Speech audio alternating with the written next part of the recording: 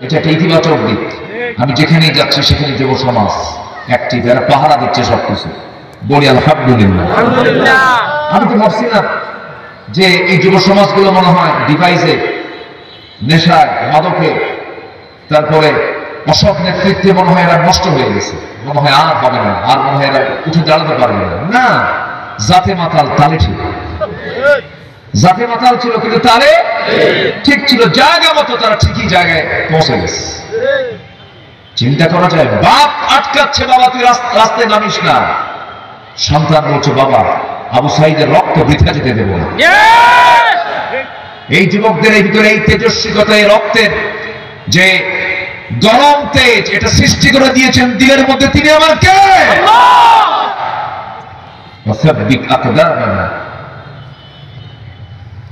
তাদের কদমটাকে আল্লাহ মজবুত করে দিয়েছে। এখন যুবকরা, তোমাদের কিছু আদর্শিক পরিবর্তন দরকার।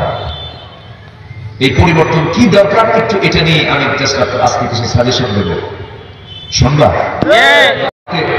সামনে তোমাদের হাতে আল্লাহ ক্ষমতা দিয়ে দিবে, তোমাদের হাতে ক্ষমতা দিয়ে দিবে, তোমার সঙ্গে নিজেকে প্রস্তুত করে দাও। আল্লাহ নিজেই তো ওয়াদা করছেন।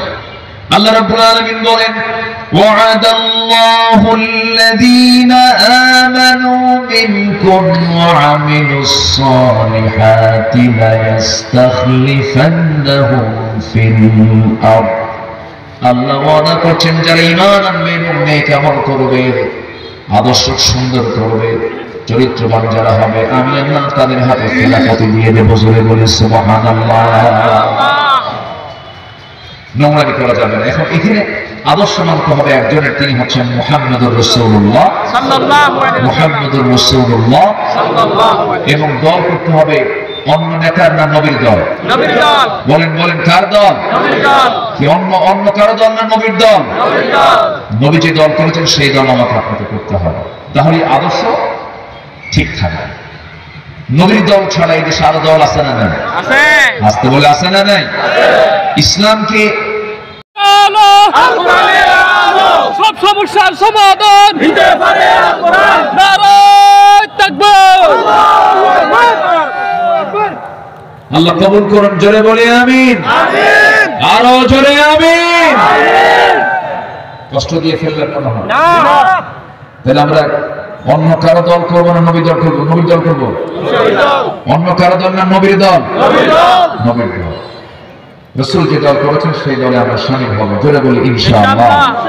আমাদের প্রিয় নেতা একজনই, আমাদের নেতার মধ্যে কোনো গন্ডগোল নাই। আমাদের নেতা কয়জন? একজন, তিনি হচ্ছেন মুহাম্মদ সাল্লাল্লাহু আলাইহি ওয়াসাল্লাম। আমাদের রব কয়জন? একজন, তিনি কে? আল্লাহ। আমাদের রব একজন, আমাদের নেতাও একজন। আমাদের সংবিধান কয়টা? একটা। বলেন বলেন, সংবিধানের নাম কি? আল কোরআন। দল কয়টা? একটা। তার নাম কি? ইসলাম। জোরে, তার নাম কি বলেন? ইসলাম। আরো জোরে, আরো জোরে। সব তো ঠিকই ছিল, কিন্তু এর মধ্যে কিছু প্যাঁচ লাগাই গেছে, আছে না? এই প্যাঁচ যারা লাগায় এদেরকে চিহ্নিত করতে হবে। বাতিল কিন্তু ঠিকই হককে চিনে। এই দেশে শতাধিক দল থাকার পরও একটা দলকে 5 আগস্টের কয়েকদিন আগে নিষিদ্ধ করেছিল, জানেন না? সবাই জানেন না? বাতিল কিন্তু ঠিকই হককে চিনতে পেরেছে।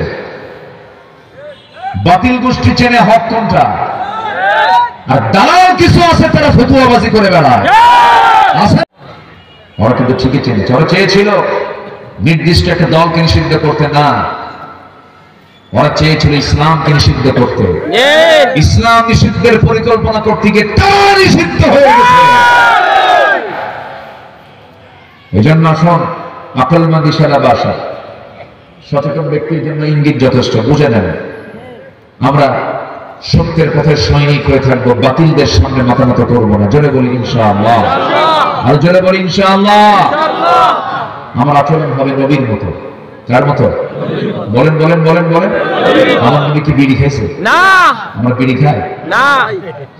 খাই খাই। এই জাতীয় বিড়ি খায়? খায় খায়। হয়তো আপনি খান। এই জাতীয় জাতীয় খাবার হলো বিড়ি খাওয়া। জাতীয় খাবার কি? বিড়ি খাওয়া। এত বিড়ি খায়, শীত বাড়লে বিড়িটাও বাড়ে। সবাইকে রাজি আছি? আল্লাহ দেখেন কি সুন্দর করে বলছেন, খুব কমন আয়াত, আমাদের ঘরের আয়াত, যারা কোরআন পড়েন তাদের সহজ আয়াত এটা। আল্লাহ রাব্বুল আলামিন বলেন, ইয়া আইয়ুহাল্লাযীনা আমানু ইত্তাকুল্লাহা ওয়া কুলু কাওলান সাদীদান يصلح لكم أعمالكم ويغفر لكم ذنوبكم ومن يطع الله ورسوله فقد فاز فوزا عظيما جل الله أكبر الله رب العالمين بإمام دارنا نمبر 1 হলো তোমরা আমি আল্লাহকে বেশি করে ভয় করো। নাম্বার 2 হলো তোমরা সোজা কথা বলো, ইনি বিনি পেঁচ খাটায় কোনো মিথ্যা কথা বলতে যাবে না। যদি সত্য কথা যদি সর্বক্ষণ বলতে পারো, আল্লাহ রাব্বুল আলামিন বলছেন সত্য কথা বলার ফলাফল হলো আমি আল্লাহ তোমার জিন্দেগীর সমস্ত গুনাহগুলোকে মাফ করে দেব, এবং তোমার আমলনামায় যদি কোনো ভুল থেকে থাকে তোমার আমলনামাকে আমি আল্লাহ সংশোধন করে দেব। জোরে বলি সুবহানাল্লাহ। বলছেন ইন্নাল মুনাফিকিনা লাকাযিবুন, মুনাফিকরা সবচেয়ে বড় মিথ্যাবাদী হয়। মুনাফিকের কোন লক্ষণ নিজের ভিতরে নিয়ে আসা যাবে না। নাম্বার 2 হলো আমানত রক্ষায় দৃঢ়তা অর্জন করতে হবে, এটি মুমিন জীবনের সৌন্দর্য।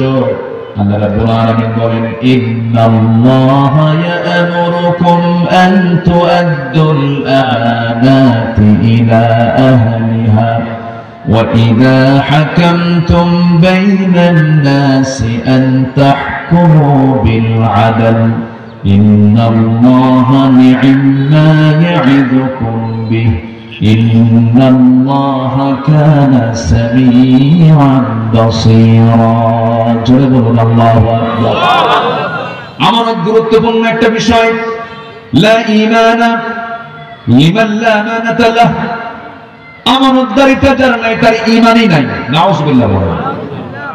গুরুত্বপূর্ণ একটা বিষয়। রাষ্ট্রের ক্ষমতা যদি কেউ পায় এটা একটা বের হতো। والذين يبيتون لربهم سجدا وقياما। নাম্বার 6 হলো মুমিন অপরের প্রতি বিনয়ের বাহু তারা প্রসারিত করবে। ওয়াখফিদ জানাহাকা লিমান ইত্তাবাআকা মিনাল মুমিনিন।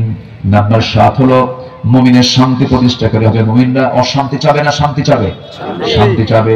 নিজেকে ছাড় দিয়ে অন্যকে প্রাধান্য দিয়ে তবুও তো শান্তি থাক, অশান্তির মধ্যে যাওয়া যাবে না।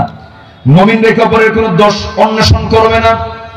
ইজতানিবু কাসীরাম মিনাদ যান, কোনো কুধারণা পোষণ করবে না মুমিনরা। গীবত ছড়াছড়ি কিন্তু আজকে বেনামাজির মধ্যে বেশি নয়, চোর বাটপারদের মধ্যে বেশি নয়, গীবতের ছড়াছড়ি আজকে নামাজির মধ্যেই বেশি।